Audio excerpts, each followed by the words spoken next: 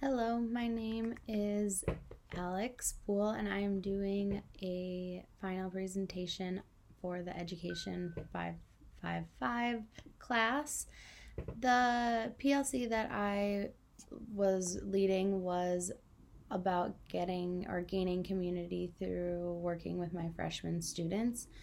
After talking and teaching some of the seniors, I noticed the difference in them and their interactions together and how they were working and studying and really the benefits that had for the students. So I wanted to start making that happen as early as possible with freshmen. So with the PLC that I was working with, I had other teachers at the school, and one of the main critiques that I have of the PLCs and working with my colleagues was really getting buy-in from all of the teachers.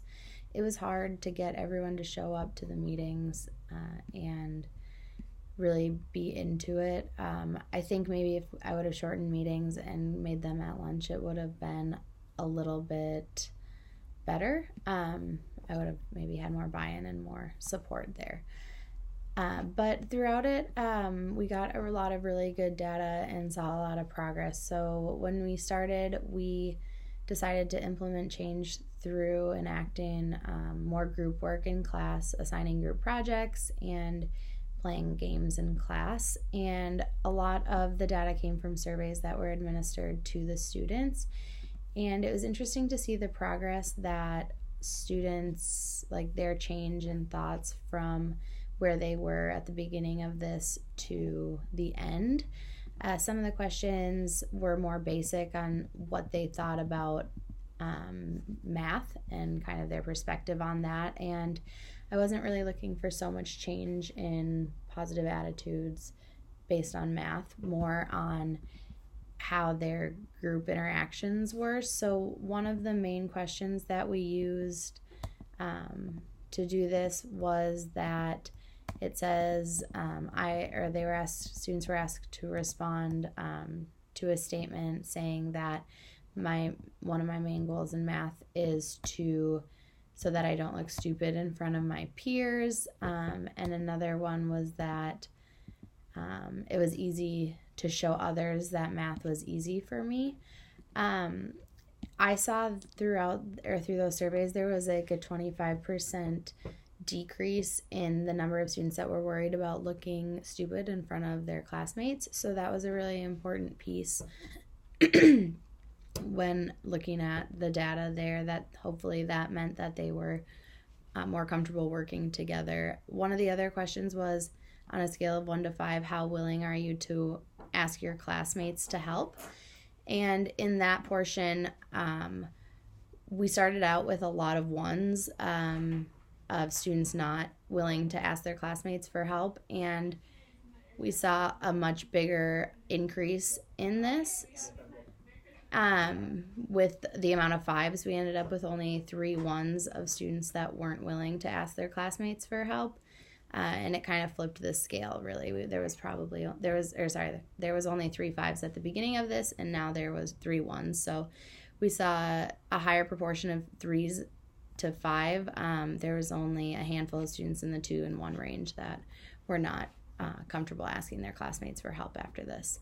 We also talked about how many friends in the classes do you have, and again, we didn't, one of the critiques for this, we didn't explicitly state what that meant as far as what you consider a friend, but their choices were 0, 1, 2, 3, or 4 or more, and we started off with 6 students that had said 0 at the beginning of this, and then there was only 1 student at the end that said that they didn't have any friends in the math class.